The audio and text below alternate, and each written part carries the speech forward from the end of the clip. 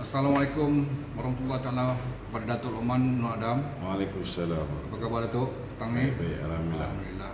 Okey Tok, mengenai kenyataan Tan Sri Muhyiddin Yassin Ya. yang baru-baru ni ada mengatakan kemenangan di PRK Slim adalah kerana keyakinan rakyat dan akar umbi kepada Perikatan Nasional yang diketuai olehnya, so macam mana, apa komen Datuk?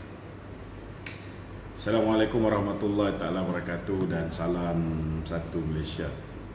Pertamanya saya rasa Tan Sri Muhyiddin ni dia syok sendiri lah. Sebab dia turun pun tidak pilihan raya kecil di Dun Slim. Yang turun bekerja berhempas pula saya tengok Datuk Seri Najib, kepimpinan UMNO, kepimpinan MCA, MIC, kepimpinan PAS kan. Jadi bila masa pula tiba-tiba dia boleh mengeluarkan kenyataan mengatakan bahawa kemenangan di Slim itu tanda keyakinan rakyat kepada Perikatan Nasional. Sepatutnya apa yang beliau patut tafsir ialah walaupun beliau begitu menekan. Saya nak beritahu dia orang ni menekan sehingga mengugut sekiranya kita tidak mahu memakai lambang Perikatan Nasional, tidak mahu bekerjasama dengan mereka. Ada yang sampai mengugut mahu membubarkan UMNO kerana kononnya UMNO telah menerima dana daripada 1MDB dan sebagainya. Saya nak beritahu mereka sampai ugut ke tahap itu untuk memaksa kita untuk bersama dengan mereka. Jadi kemenangan Barisan Nasional di Dun Slim itu sendiri jelas membuktikan bahawa lambang Dacing ini ialah satu lambang yang masih relevan dan lambang yang sebelum ini orang fikir lambang rasuah, salah guna kuasa dan sebagainya. Akhirnya rakyat sudah sedar bahawa Barisan Nasional telah difitnah dalam pilihan raya umum yang ke-14. Dan hari ini orang yang memfitnah kita ni, dia claim bahawa kemenangan BN ini kerana Perikatan Nasional. Mana datang logiknya? Kita tak bertanding pun atas dasar Perikatan Nasional, malah kehadiran Azmin Ali itu sendiri menjejaskan lagi. Sepatutnya kita ada keputusan yang jauh lebih baik, tetapi bila dia hantar tokoh semburit negara ni, bila dia hantar tokoh semburit negara ni untuk hadir berkempen, ianya menjejaskan reputasi Barisan Nasional itu sendiri. Jadi saya rasa Tan Sri Muhyiddin ni dia kena ukur baju dia sendirilah. Janganlah buat kenyataan-kenyataan bodoh macam ni, kerana kalau betul lah Perikatan Nasional itu memang boleh memenangi pilihan raya umum yang ke-15, maka saya mencadangkan supaya beliau bertanding, gunakanlah lambang Perikatan Nasional tu ataupun lambang Bersatu, dan biarkan UMNO, tak perlu nak ugut-ugut UMNO ni.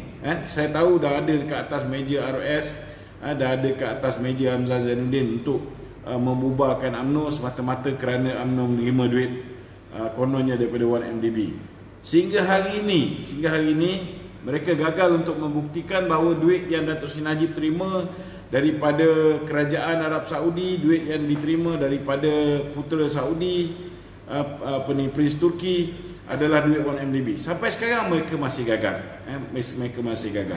Saya yakin mereka akan gunakan mahkamah untuk memburukkan imej Datuk Seri Najib, untuk menghalalkan seolah-olah bahawa duit itu benar-benar daripada 1MDB.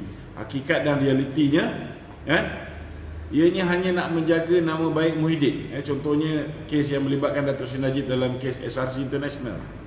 Muhyiddin adalah antara orang yang mula-mula terpengaruh dengan Atok, dengan Mahathir, dan kerana nak jaga air muka dia ni, terpaksa dijatuhkan hukuman bersalah ke atas Datuk Seri Najib. Jadi ini satu benda yang saya rasa tidak kena sama sekali lah. Tidak kena sama sekali. Kemenangan BN di Slim adalah kerana kekuatan Barisan Nasional, kekuatan Muafakat Nasional. tak ada kena-mengena dengan Perikatan Nasional.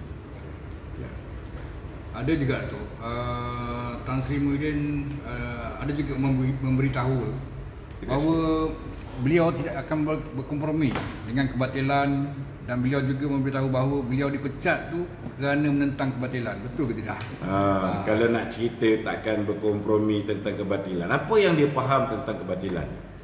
Main bini orang tu batil lah kan? Batil. Jangan lupa apa yang dia bayar kepada Nikaji.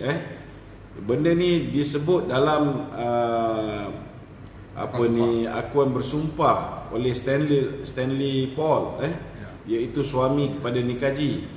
Benda ni semua orang dah tahu dah, sebab apa yang ditulis oleh Stanley Paul sudah pun viral, sudah diketahui oleh umum. Adakah ada hubungan dengan isteri orang bukan batil kan? Nombor dua, Azmin Ali. Azmin Ali yang dilindungi oleh atuk dulu, kini dilindungi pula oleh Muhyiddin kan? Saya baru ni saya dah hantar satu surat kepada Peguam Negara yang baru. Kita nak tanya dengan Peguam Negara apa status kes Azmin Ali, sebab pihak polis telah pun menerima rakaman original berserta dengan alat perakam yang menunjukkan bahawa si pelaku di dalam video itu ialah Azmin Ali.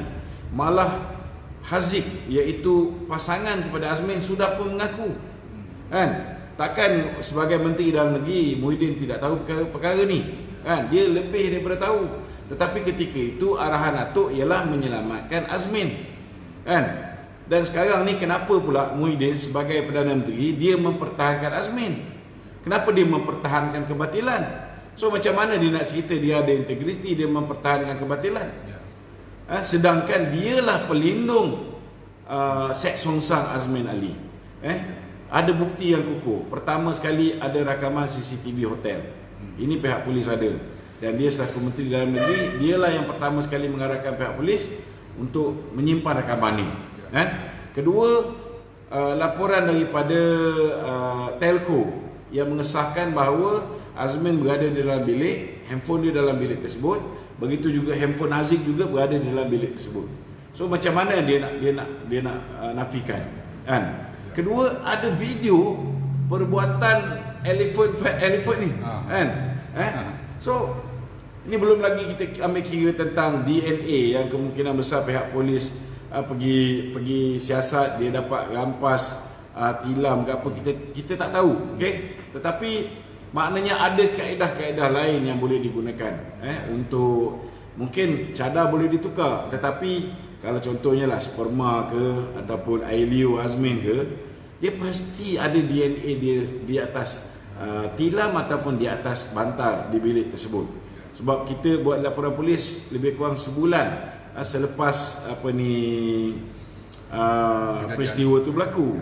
Jadi barang-barang macam tilam dengan bantal ni dia orang tak tukar. Dia orang mungkin tukar bedsheet kan? Dia orang mungkin tukar sarung bantal. Tetapi benda ni macam tilam bantal dia orang tak tukar. Jadi mereka ada bukti yang kukuh. Jadi kenapa dia tidak mendakwa Azmin? Kerana dia mempertahankan kebatilan yang Azmin lakukan semata-mata untuk memastikan kerajaan dia tidak tumbang. Kerajaan dia ada 111. Nak bentuk kerajaan minimum mesti ada 112. Jadi sekarang ni sebenarnya dia tidak ada kerajaan. Dia sudah hilang keyakinan daripada ahli parlimen. Tapi sebab tidak berlakunya undi tidak percaya dalam parlimen, dan tidak ada rasa malu ataupun aib, maka dia terus mengekalkan jawatan dia.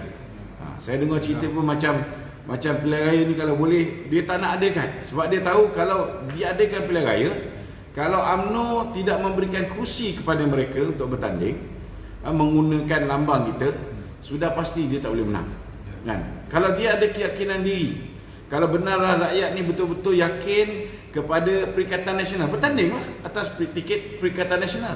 Benarkan UMNO bertanding di semua kursi kecuali kursi yang PAS bertanding, dan juga kursi yang GPS di Sarawak bertanding, dan juga kursi-kursi yang rakan-rakan komponen BM bertanding kan? Bagi kita bertanding, kita tengok siapa yang ni.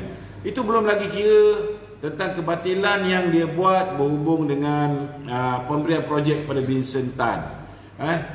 Projek dia dengan YTL. Belum lagi cerita dulu dia bagi kepada suami Governor Bank Negara Zeti. Belum lagi cerita dia bagi kepada anak dia, dia bagi kepada menantu dia, biometric system, macam-macam lah, Bistarinet dan sebagainya.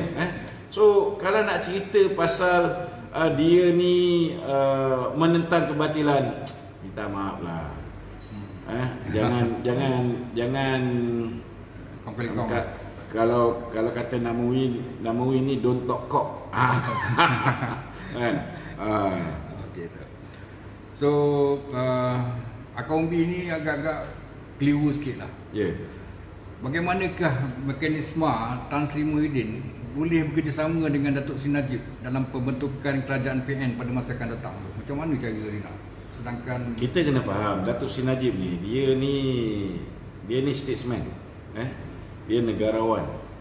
Bila ahli Parlimen UMNO dan BN 41 orang, adalah 1-2 yang tak bersetuju untuk membentuk kerajaan Perikatan Nasional.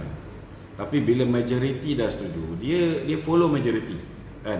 Sebab niat tu baik untuk menghentikan kecelakaan yang dibawa oleh DAP, kan? Tetapi apa yang kita persetujui ialah untuk menyingkirkan DAP sehingga pilihan raya yang akan datang. Faham tak? Kita kena faham pembentukan kerajaan di luar pilihan raya ni tak betul. Ini salah. Itu yang orang kata pintu belakang. Jadi macam mana pun, kalaupun kita tak mau DAP, sepatutnya ini hanya langkah sementara. Maknanya bila dah stabil 6 bulan, setahun, maka perlu diadakan satu pilihan raya umum, supaya mandat untuk memilih siapa kerajaan yang bakal memimpin negara ni perlu dikembalikan kepada rakyat seberapa segera yang mungkin. Jadi saya masih lagi berpegang kepada kenyataan Datuk Seri Najib. Dia mengatakan bahawa sokongan kita kepada kerajaan, tidak ada kerjasama di antara UMNO dengan PPBM di dalam Perikatan Nasional, sebuah parti politik. Tidak ada. Yang ada MP UMNO bekerjasama dengan MP PPBM, PAS, GPS, dan rakan-rakan untuk membentuk kerajaan. Dan ianya terhenti apabila kita berhadapan dengan pilihan raya umum yang akan datang. Maknanya pilihan raya umum yang akan datang, kalau ikut apa yang Datuk Seri Najib cakap tu, maka pilihan raya umum akan datang, kita akan berdiri atas kaki kita sendiri, kan?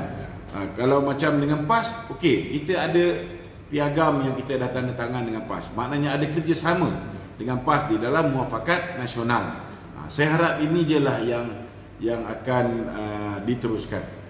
Ya. So selepas PRK Sabah, PRK Slim, kita akan menghadapi satu lagi PRN Sabah yang bakal diadakan tak lama lagi lah.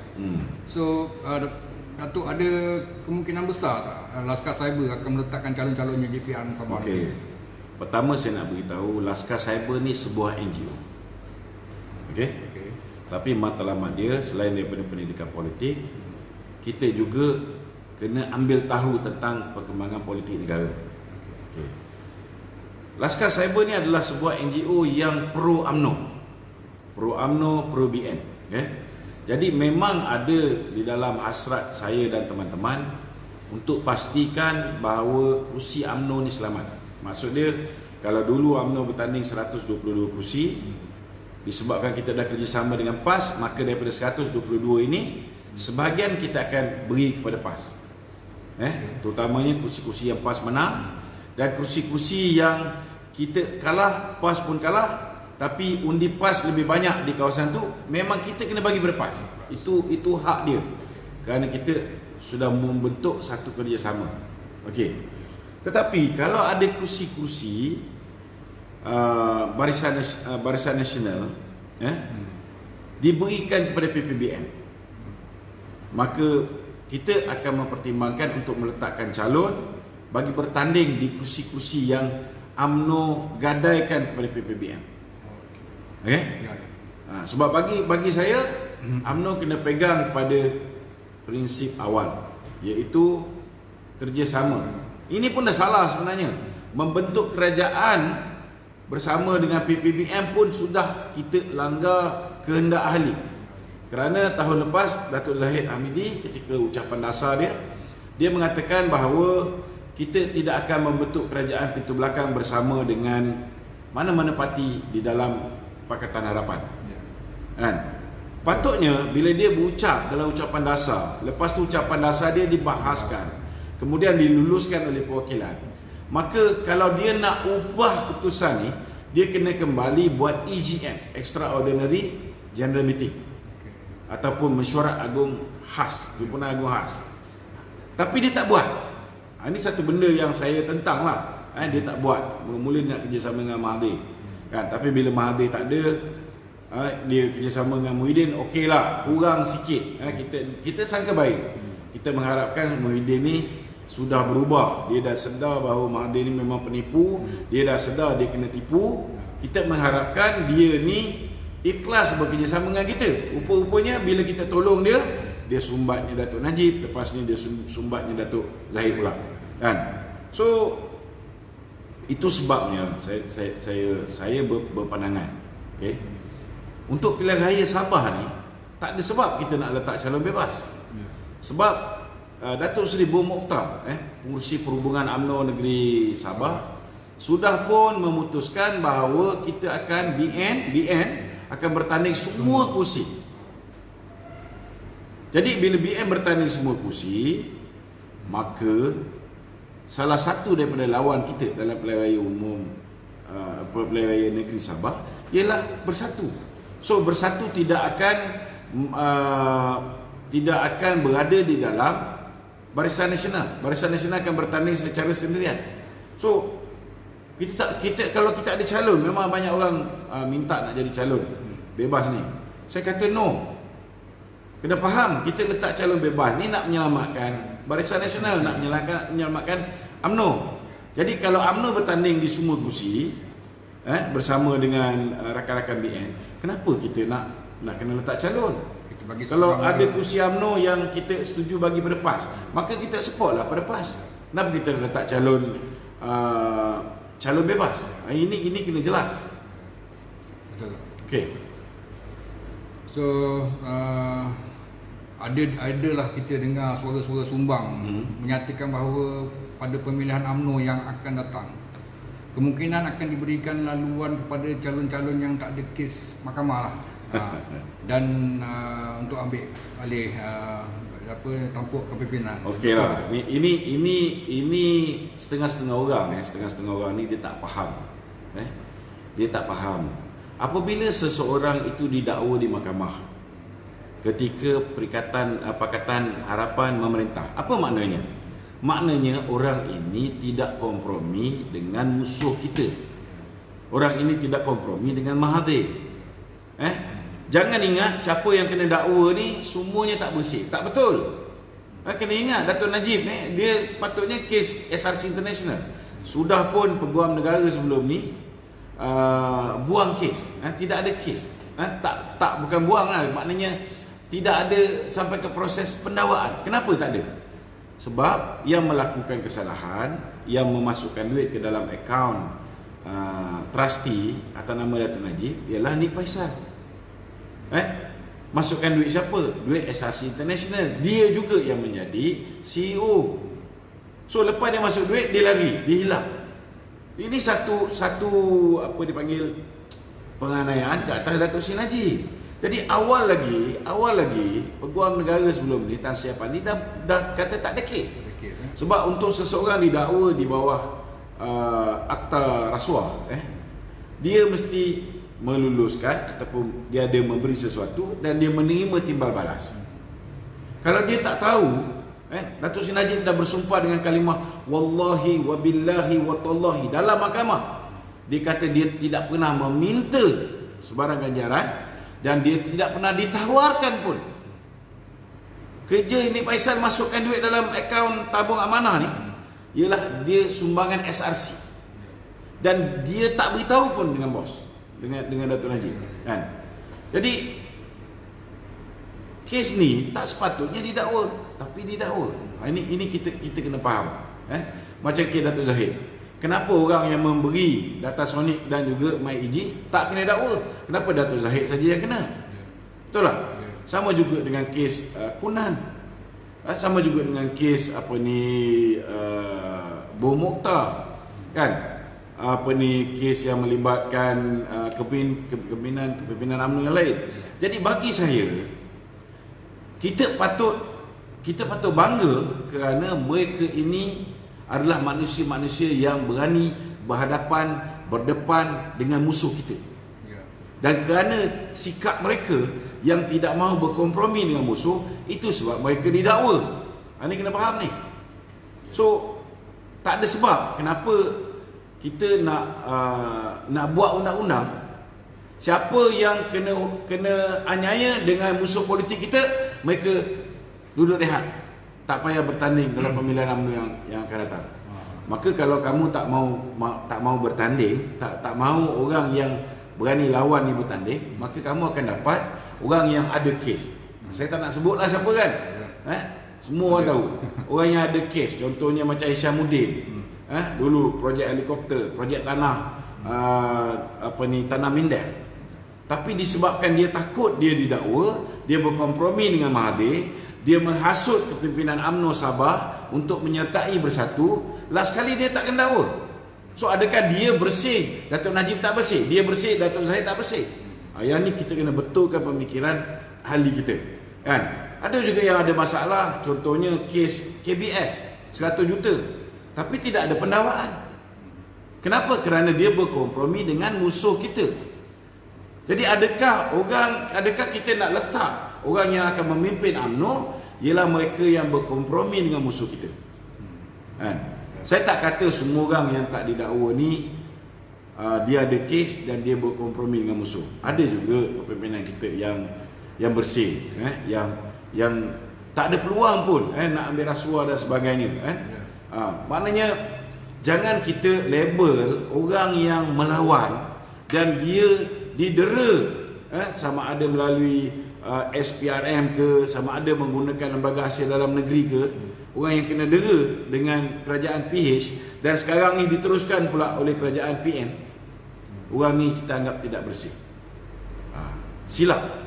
Contohnya macam Datuk Najib lah. Kalau orang yang cukup berwibawa, aura dia pun melangkaui mana-mana ahli politik dalam Malaysia. Tidak ada satu pun ahli politik dalam Malaysia ni yang aura dia lebih daripada separuh apa yang Datuk Najib ada. Kalau pemata macam ni pun kita nak humban ke laut, kita nak tolak ke tepi, so siapa yang kita nak ketengahkan sebagai kepimpinan yang bakal mewarisi kerajaan selepas PRU yang ke-15? Takkan nak ambil Muhyiddin, kes dia dengan Nikaji pun tak selesai. So Tok, ini ada soalan-soalan yang paling popular lah sekali ni. Semenjak Datuk Najib telah dijatuhkan hukuman. Okay. So adakah Datuk Najib bosku ni berpeluang bertanding dalam pilihan raya umum pada PRU 15 yang akan datang? Dia ada beberapa pandangan. Ada yang kata boleh, ada yang kata tak boleh. Okay. Saya nak bagi cadangan dua-dua lah. Pertama sekali, kenapa saya kata dia boleh bertanding? Sebabnya kita ambil presiden case, kes yang melibatkan Teng Chua. Teng Chua tak dibenarkan bertanding, tetapi selepas tu dia pergi bawa benda ni ke mahkamah. Akhirnya mahkamah memutuskan dia sepatutnya dibenarkan bertanding. Kenapa dia benarkan bertanding? Sebab dia dapat stay of execution. Maknanya hukuman yang dia terima, macam Datuk Najib terima 12 tahun dan 210 juta denda, dia dapat stay of execution. Maknanya hukuman itu tidak dijalankan sehingga selesai mahkamah yang terakhir. Okey, contohnya Datuk Najib merayu di mahkamah rayuan, lepas di mahkamah rayuan dia menang. Tunggu 14 hari, tidak ada sebarang rayuan daripada pihak pendakwaan, maka dia bersih sebersih-bersihnya. Kalau ada pendakwaan, maka benda ini akan dibawa kepada Mahkamah Persekutuan. Dan di Mahkamah Persekutuan nanti, maka akan diputuskan sama ada Dato' Najib bersalah ataupun tidak. Kalau katalah dia dibebaskan di Mahkamah Persekutuan, maka dia masih layak untuk bertanding. Tapi katalah dia dijatuhkan hukuman di Mahkamah Persekutuan, dia tidak boleh bertanding. Tetapi kita ada presiden kes lagi satu. Anwar Ibrahim sudah pun dijatuhkan hukuman, disahkan sebagai peliwat Saiful. Dia dah kalah di mahkamah yang paling tinggi, Mahkamah Persekutuan. Dan Majlis Pengampunan Diraja sudah pun memberikan pengampunan. Itu sebab dia boleh bertanding balik. Jadi kena ingat, kalau ada orang yang lupalah, contohnya macam YBKJ, mula-mula bila kita kalah tu dia serang Dato' Najib, tak cukup tanah Dato' Najib ni dia serang sebab dia ingat politik Dato' Najib akan berakhir. Kemudian dia sedar dia buat kesilapan. Dia beritahu dengan kawan-kawan kita, dia menyesal dan sebagainya. Ada yang kata dia disuruh lah. Tetapi sebaik saja Dato' Najib tidak diangkat sebagai menteri bila wujud di Kerajaan Perikatan Nasional, Tan Sri Muhyiddin ni, dia dah nampak lagi sekali bahawa masa depan Dato' Najib ni dah gelap. Sekali lagi dia segar. Nampak tak? Jadi orang macam ni, dia akan, bak kata orang tu, terpijak kulit pisang 2 kali lah. Dia akan terpijak kulit pisang 2 kali. Cuma saya nak beritahu, sama ada Dato' Najib akan menang di pilihan raya umum, akan menang dalam Mahkamah Rayuan ataupun Mahkamah Persekutuan, atau akhirnya dia akan mendapat pengampunan diraja. Percaya cakap saya, dalam keadaan rakyat bersama dengan beliau hari ini, saya yakin beliau akan kembali menjadi Perdana Menteri.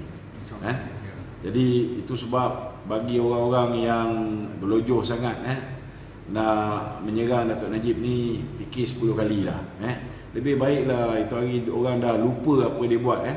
Lebih baik dia duduk diam, Sekarang sekurang-kurangnya orang tidak menyerang dia, Jadi bagi saya, kalau misalnya ikut pandangan orang kata boleh, sememangnya boleh, dan sudah ada keputusan yang menyatakan, contohnya di mahkamah, Tien Chua patut dibenarkan bertanding sebab dia dapat stay of execution,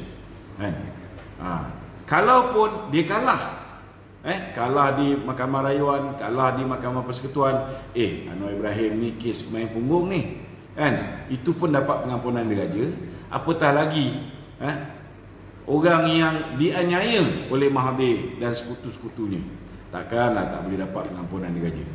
Jadi suka tak suka, kita memang tak suka keadaan sekarang ni, tetapi kita kena percaya satu saja, kita masih ada harapan sekiranya Dato' Najib kembali. Dato' Najib kembali, insya-Allah. Okey. Tak ada apa tu. Itu je. Setakat tu hari ni itu je lah. Okey, saya ucap jutaan terima kasih kepada yang hadir hari, kepada rakan-rakan yang di rumah, jangan lupa share live ni. Assalamualaikum warahmatullahi taala wabarakatuh.